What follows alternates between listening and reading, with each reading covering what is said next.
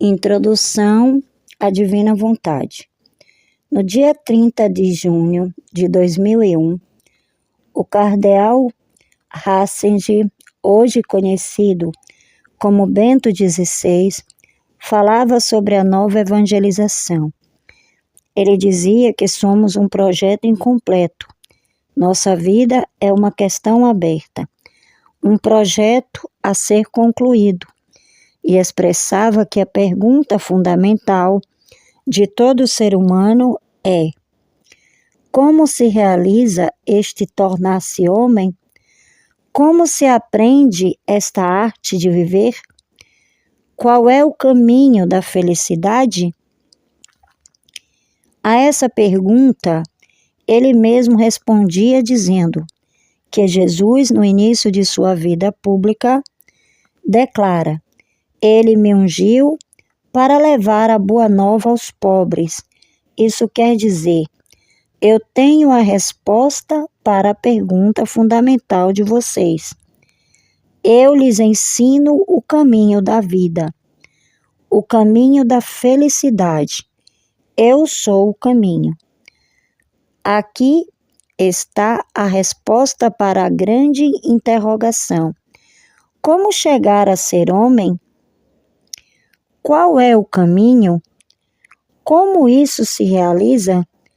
E o que é ser homem? A resposta é Jesus.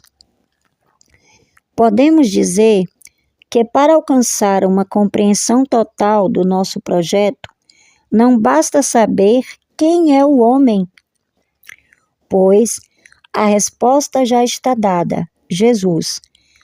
Também é preciso responder à pergunta: o que é o homem?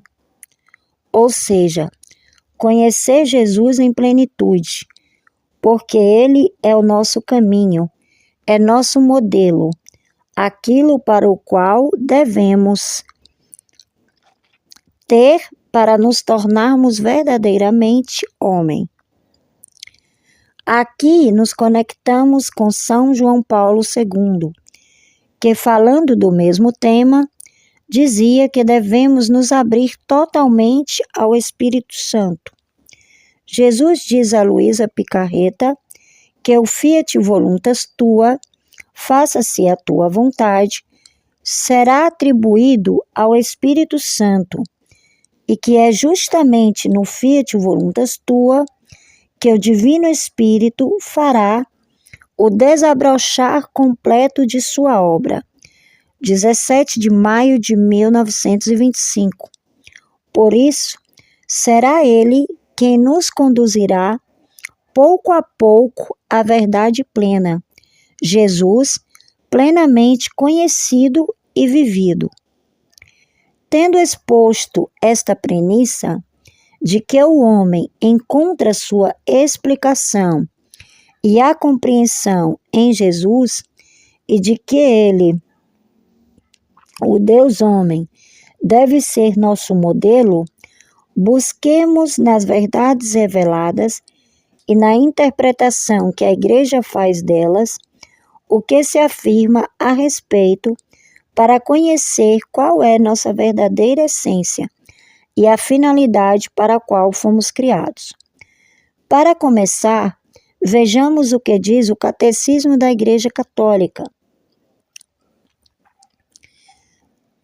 No número 295, o Catecismo da Igreja Católica nos diz: cremos que Deus criou o mundo segundo sua sabedoria. Ele não é produto de necessidade, de destino cego ou do acaso. Cremos que procede da vontade livre de Deus, que quis fazer as criaturas participarem de seu ser, de sua sabedoria e de sua bondade. No número do Catecismo da Igreja Católica também nos fala, no número 460, o Verbo se encarnou para nos tornar participantes da natureza divina, pois o Filho de Deus se fez homem para nos fazer Deus. Santo Irineu, Santo Afonso, São Tomás.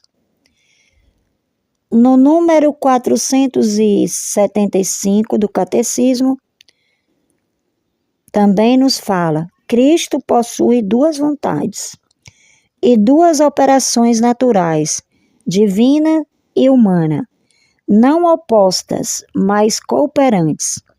A vontade humana de Cristo segue sua vontade divina, sem resistência, antes subordinada a ela. No número do Catecismo também nos fala, no número 521, tudo o que Cristo viveu faz com que possamos vivê-lo nele e que ele o viva em nós. Somos chamados a ser uma só coisa com ele. Ele nos faz participar do que viveu em sua carne por nós e como nosso modelo. Devemos continuar a cumprir em nós os estados e mistérios de Jesus e pedir que Ele os realize e leve à plenitude em nós e em toda a sua igreja. O Filho de Deus quer fazer participar, estender, continuar seus mistérios em nós e na igreja por meio das graças que deseja comunicar e dos efeitos que quer operar em nós. No número 759 do Catecismo da Igreja Católica nos fala: o Pai Eterno criou o mundo por livre e misteriosa decisão de sua sabedoria e bondade. Decidiu elevar os homens à participação da vida divina e convocar os crentes em Cristo na Santa Igreja. No número do Catecismo da Igreja, de número 1701, está escrito: Cristo, o novo Adão, manifesta plenamente o homem ao próprio homem e lhes descobre a grandeza de sua vocação. Em Cristo, a imagem divina, deformada pelo primeiro pecado, foi restaurada em sua beleza original e enobrecida pela graça. Tudo isso está em perfeita sintonia com a segunda carta de São Pedro. Graça e paz em abundância. Seu poder divino nos concedeu tudo o que se refere à vida e à plenitude, para que nos torneis participantes da natureza divina, fugindo da corrupção que há no mundo pela concupiscência. E também com São João, que diz: agora somos filhos de Deus, mas ainda não se manifestou o que havemos de ser. Sabemos que quando ele se manifestar, seremos semelhantes a ele, porque o veremos como ele é. 1 João, capítulo 3, versículos 1 e 2. Como vemos, o que nos é proposto é nada menos que chegar por meio de Jesus a participar da natureza divina, porque assim o quis nosso Criador, para realizar a finalidade traçada por seu amor. E como isso acontece, Jesus nos dá uma indicação na última ceia, quando diz ao Pai, segundo São João: eu neles e tu em mim, para que eles sejam um conosco. Com estas palavras, ele nos mostra o como, ele em nós, mas também indica que havia coisas que ainda não podia explicitar naquele momento e que seria o Espírito Santo quem nos conduziria pouco a pouco à verdade plena. Mas então surge a pergunta: o que é a verdade? A verdade é Jesus. Ele mesmo se define: eu sou o caminho, a verdade e a vida. Nos escritos sobre a divina vontade, Jesus diz: Filha amada, quero fazer-te conhecer a ordem da minha providência. Em cada período de 2000 anos, renovei o mundo. Nos primeiros, renovei com o dilúvio. Nos segundos, com minha vinda à terra, quando manifestei minha humanidade. Agora, estamos perto do final dos terceiros 2000 anos e haverá uma terceira renovação. Depois que a terra for purificada e em grande parte destruída, a presente geração, serei ainda mais generoso com as criaturas e realizarei a renovação, manifestando o que fazia minha divindade na minha humanidade. Como o meu querer divino operava com meu querer humano, e até o pensamento de cada criatura era refeito por mim e selado com meu querer divino. 29 de janeiro de 1919.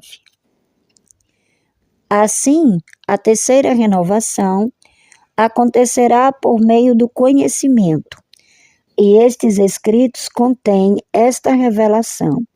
Neles saberemos o que é o homem, quem ele é e como chegar a sê-lo. Vejamos agora o que se diz nos escritos de Luísa. Antes de tudo, ouçamos estas palavras. Minha filha, se soubesses como desejo, suspiro e amo a companhia da criatura, é tanto que, se ao criar o homem, eu disse, não é bom que o homem esteja só, façamos outra criatura que se assemelhe a ele, lhes faça companhia, para que um seja a delícia do outro. Antes, estas mesmas palavras, antes de criar o homem, eu as disse ao meu amor. Não quero estar só. Quero a criatura em minha companhia. Quero criá-la para entreter-me com ela, para compartilhar com ela minhas alegrias. Com a sua companhia, desafogarei no amor. Por isso a fiz à minha semelhança. 24 de janeiro de 1920. Esta é a razão da criação, fazer companhia ao nosso Criador. E para ver se de fato Deus nos criou à sua imagem e semelhança, em seu Filho Jesus Cristo, lemos: Filha minha, a criação do homem foi o centro onde nossa divindade concentrava todos os bens que deveriam surgir na criatura. Punhamos nela vida divina e vontade divina, vida humana e vontade humana. A vida humana devia servir-nos de morada, e as duas vontades fundidas juntas deveriam fazer vida em comum, em perfeita concordância. A vontade humana devia tomar da nossa para formar seus atos, e a nossa devia estar em ato contínuo de dar do que é nosso, para fazer com que a vontade humana ficasse modelada e totalmente uniformada na divina vontade. 3 de agosto de 1931. Aqui está delineado de forma muito resumida tanto o porquê da criação quanto o para quê dela. Todas as nossas lições se dedicarão a apresentar o caminho que Jesus faz Luísa percorrer e que é o mesmo que devemos percorrer todos os que desejamos viver neste reino tão santo, o reino do querer divino. Vamos agora a uma explicação sobre o que lemos, para que nós possamos entender um pouco mais.